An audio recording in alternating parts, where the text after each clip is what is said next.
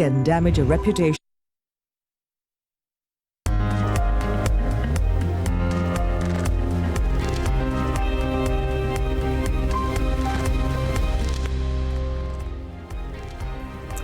Good afternoon. Thanks for tuning in. You're watching our Speak You on Bloomberg Quint Live. I'm Navneet Saluja D'Souza.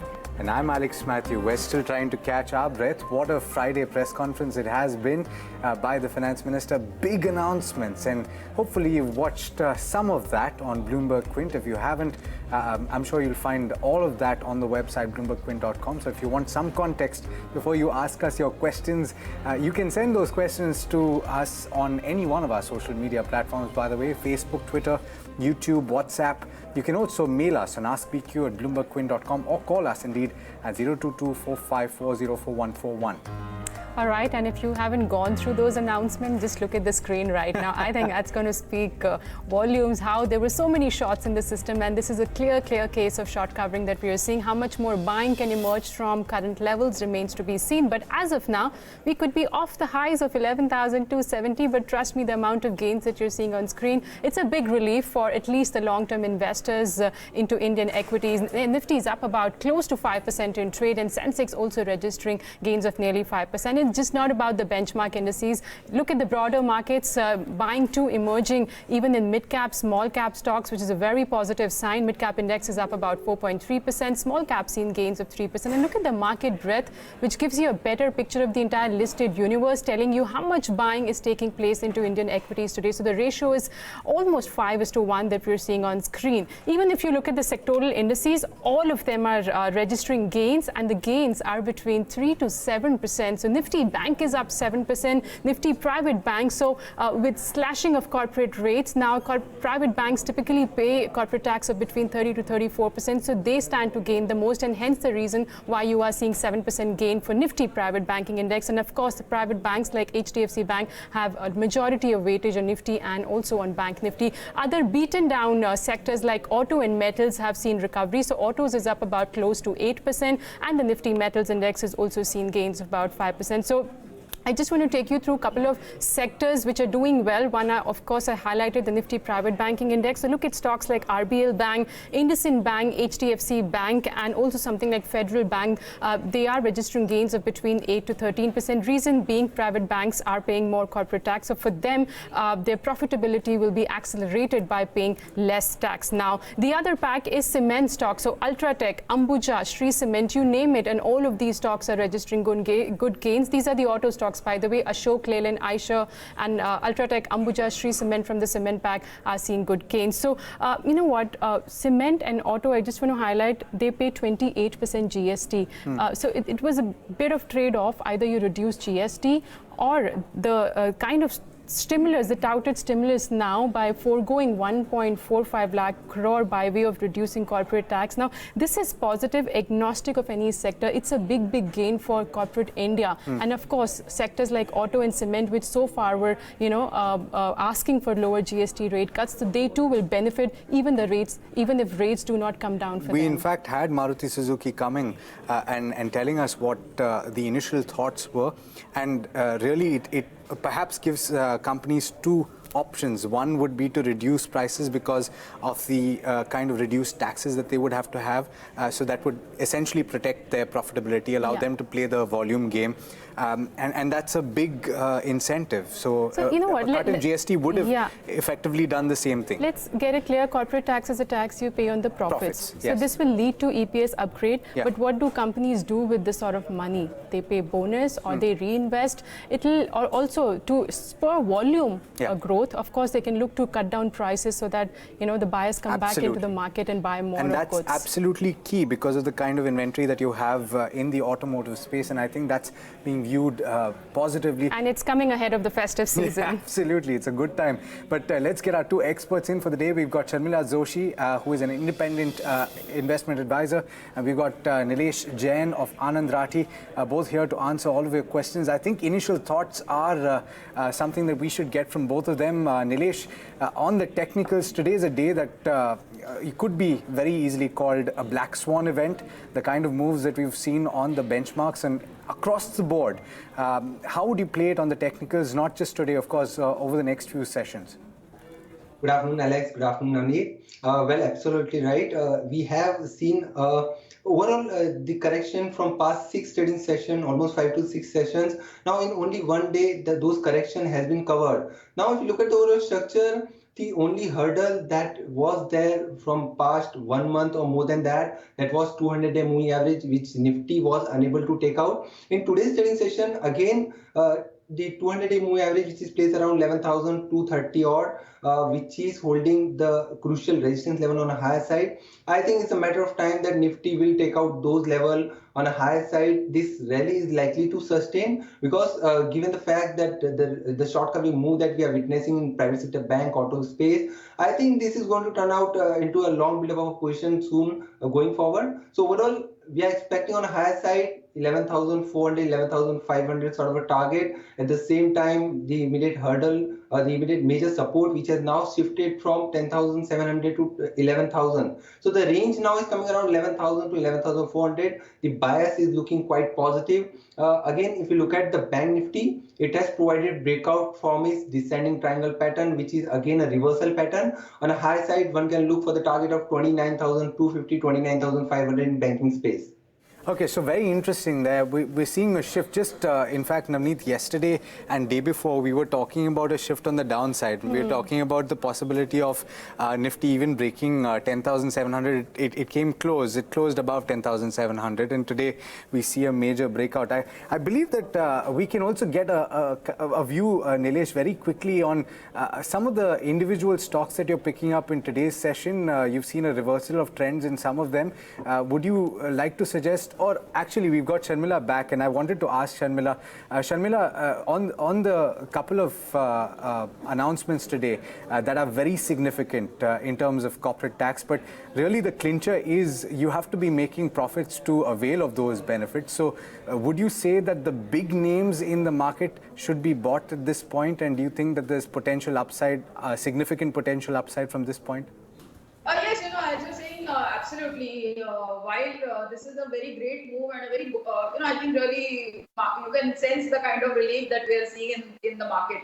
But yes, I think it precisely stands to reason that if you're already under stress for some reason, this move may not bring you relief. But if you're a company that is sort of chugging along and you are just suffering because of the general downturn and like the lower consumption, then obviously I think you're going to benefit from this. Because this is going to mean that if you are seeing lower sales, you can pass on that the money that you're saving in tax to actually bring a lower cost to consumers, and you and I could end up paying little less for some items, or they could just take all of it and improve better bottom lines, and that in itself has its positive payout. So it remains to be seen how companies really deal with it. But net, I think precisely. If you're a company that is really not under stress for any other reason, this is a definite positive for, as you're saying, the larger companies for sure.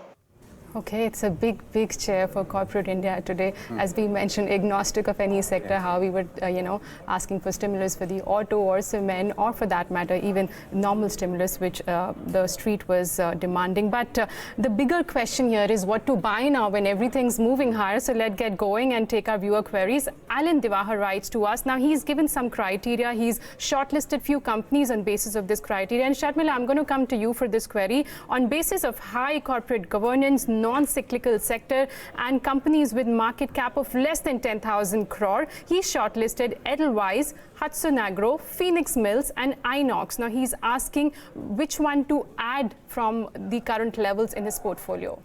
Or which one also may, I don't know if he's holding these stocks, he's also asking if any of these companies should be replaced too from the portfolio. Yes, very honestly, I mean, I don't know on what basis he's really done his search, because I think, I could have a different opinion on some of the stocks, but I think the one name that I do like within that space is Inox Leisure, because I think what we're really seeing is that they've stepped up their game in terms of the movie distribution business, and there is a general perception that this will be sort of a little more, it will be a little bit more protected from the general downturn that we've been witnessing, and that they could play a catch-up with PBR. So I think from all perspectives, whether it's valuation, whether it is business outlook, I think I like Inox Leisure within that this. But I'm not really sure on some of the names. For instance, I don't know really too much about either Hatson Agro or Phoenix Mills. I mean, why would you consider that they are? I mean, Hatson Agro, I would think would be a cyclical sort of a business. So I'm not really in complete agreement with the criteria and the name selected thereof. But within that space, I like Inox Leisure. All right, let's talk about Tata Consultancy Services. We've got Ujjwal Kumar who wants to know about this counter. He's looking for a short-term view on TCS. He is wondering whether it will break the 2000 levels, and he's wondering whether he should enter at current market price, which, by the way, is 1.1% lower, one of the underperformers today, understandably so. Nilesh, he's asking whether he should get in at current market price or wait for it to break 2000. Is that a possibility that you see?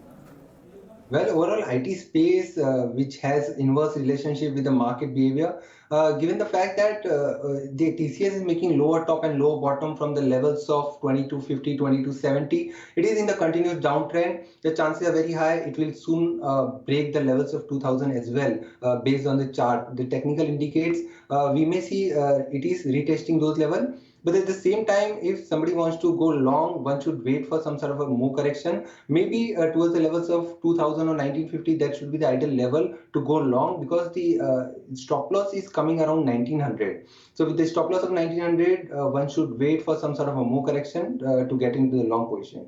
Okay, remember so far, IT was being touted to be the safe haven when the markets were volatile and trending lower. So what you're seeing on screen today for a couple of these IT companies, especially the large cap ones, could be a sentiment reaction as well, because TCS is trading with cuts about 1%. Let's take another query, and this one comes in from Ishan. He wants a fundamental view on Axis Bank. And Sharmila, Axis Bank, of course, it reacted negatively when the markets opened on the QIP news. 661 is the base price that they've launched with. The entire private banking space is trending higher because they pay higher corporate tax, which is somewhere in the range of about 30 to 34%, depending on individual banks. Overall, how do you see the private banks to move now from current levels after the reduction in the corporate tax? And specifically, is Axis Bank something that you would look at after the company is raising $1.4 billion through this QIP? So I think this news in tax cut has sort of nicely balanced out the sort of negative, well, not really negative, but the fact that there was going to be an equity dilution because of this money that they were raising. I think my main problem with Axis Bank is really the kind of loan book that they have, because they do have loans to a lot of, like the core sector, where there will continue to be problems, right, of a corporate tax cut, whether it is power, whether it is steel. So that is the reason why the valuations for Axis Bank are always a little lower than what you would say give an HDFC Bank or some of the other private banks that are listed. So, that would be really my pecking order. I would like an ICICI Bank, I would like an HDFC Bank, maybe a Kotak Bank. Kotak Bank has that real issue with their diluting of their the promoter shareholding, but other than that, it's a good name. And then probably an Axis Bank. So I would really leave it to the investor what he wants to do. But these would be the other names that I would prefer over an Axis. Okay, let's get a technical view on ONGC. We've got Vivek Bhuta, who's holding at levels of 200, and he's asking what the technical view is here. Nilesh, how do you see it going on the charts? He's lost significant ground. It's currently trading around 128 or thereabouts. Well, Alex, if you look at the structure of the last 1 year chart of ONGC, we have seen a correction from the levels of 170 to sort of 110 or 105. Now, from the previous 15 to 20 days, what we are witnessing is of higher top and higher bottom formation. It has also provided breakout from its double bottom formation. So overall, this formation indicates the short-term trend is on the positive side. We may see the levels of 135 to 140 going forward. If yes, positional view, then one could expect the levels of 145 to 150 as well, provided it should hold above the levels of 110. So that should be the ideal stop loss for all the long position. Okay, that's ONGC for you, up and about in today's session. The next query is from Jason. Sharmila, he wants a fundamental view on Aegis Logistics and also chemical company SHK. Do you like these stocks? I think with logistics, I'm a little confused because, very honestly, the business of most of the logistic companies haven't really shaped up the way they were expected to. And this was a sector that was expected to benefit from GST, but we really haven't seen that happen. But of late, there has been some positive news flow for a lot of companies for logistics as a space. So I think, in that context, maybe you could hold on, but very honestly, in terms of valuation, it looks, prima facie, if you look at it, it's really very richly valued at this point in time. SHK, I think, is a stock that I like at this point in time because, the entire specialty chemicals and, that space is, again, where the focus has sort of shifted with everything that is happening. I would be more positive on an SHK over an Aegis Logistics, but I think it makes sense to hold on to both at this point in time. Okay, I'm coming back to you, Sharmila, on a question that, I think I'll have to clarify a little bit because Harsh is looking for a 3 to 6 month target on L&T Finance. But even if you can't provide him with a target, I think the second part of his question is more valid in that is the stress in the NBFC sector is something that you can consider to have bottomed out, and how do you treat something like an L&T Finance in the context of that? Yes, so I think the second part of this question, as you said, is more tricky and more difficult because very honestly, I'm still not getting the sense that the NBFCs have sort of bottomed out and that you wouldn't hear of any further problems from this space because we are seeing accidents happen at very regular intervals and we don't know who has exposure to sort of what. Just last week we had one NBFC which sort of closed down. So I think there is just too much at risk at this point in time within that space.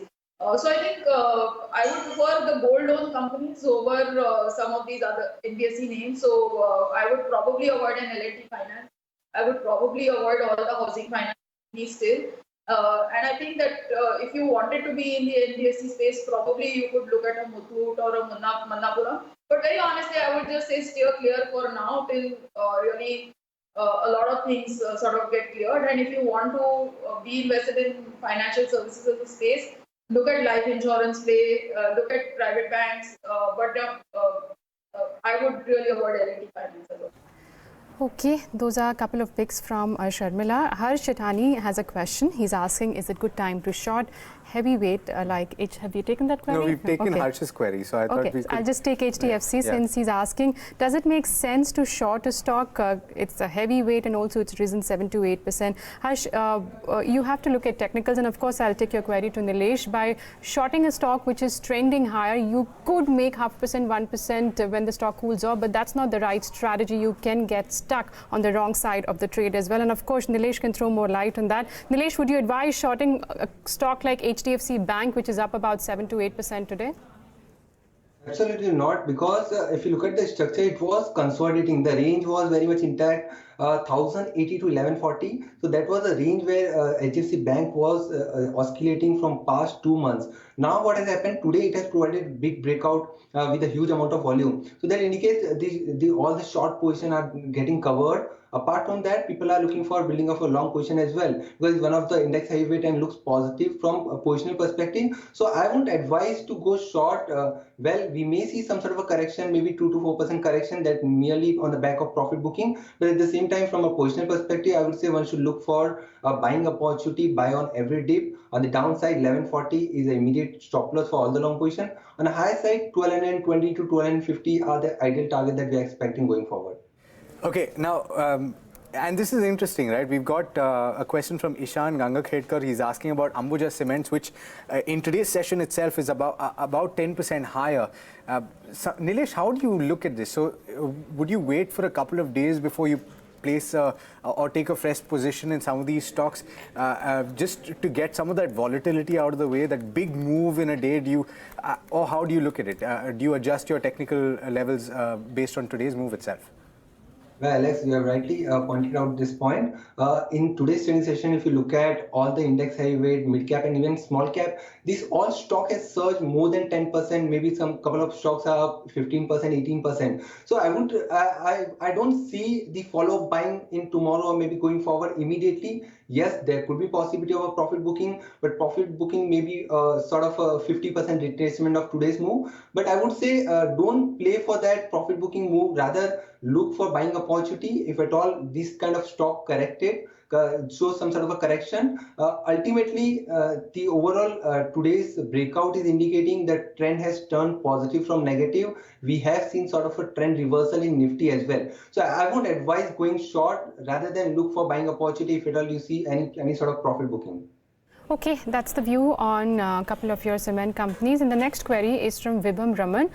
He has a query on Jubilant FoodWorks and he wants a fundamental view here. He's already taken position at a price of 1500 and the stock currently trades lower than his buy price. So it's at 1360. He's looking for a 3 to 5 year view here. And also he's asking if this is a good time to average his position. Sharmila, fundamental view on Jubilant FoodWorks, which has reacted quite positively to the news of, slash in corporate tax. I don't know how much corporate tax, what is the rate they pay, but I do remember reading a report on Bloomberg a few days back, which we were discussing on this show, stating that if you want to identify the reversal in the economic trend, watch out for a stock like Jubilant FoodWorks, because when the economy revives, you tend to see people spending more, in restaurants or eating out.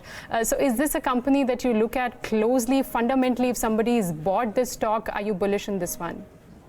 Oh, well, I wouldn't buy at this price simply because at the present price, I think it's fully valued.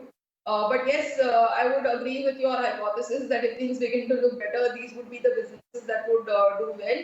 And so since he has a 3 to 5 year perspective, he can definitely continue to hold on to what he has, because I'm not in any way suggesting that the results haven't been good, or it's just that the price that it's at, it's very, very richly valued. So if you were to see, from an averaging perspective, this is not the price, or from a fresh buying perspective, this is not the price. So hold what you have, but don't buy fresh. All right. Well, on that note, I think with the prospect of an improvement in everything in terms of optimism about the economy, I think Navneet is going to buy me pizza for lunch. But on that note, that's all we have for you in this edition of Ask PQ. I'd like to thank both our guests, Sharmila and Nilesh, for helping us out. Maybe Navneet will send pizza your way too. But thanks so much for joining us. You'll find a lot more coverage of what we've just spoken about on the website bloombergquint.com. Do stay tuned. All right, and also remember, we're just a tweet, a post, or a call away, so please keep your queries coming, and we promise to address most of them through our shows, and you can treat yourself with pizzas today with markets going up. Stay tuned to Bloomberg Quint. Power Lunch comes up next.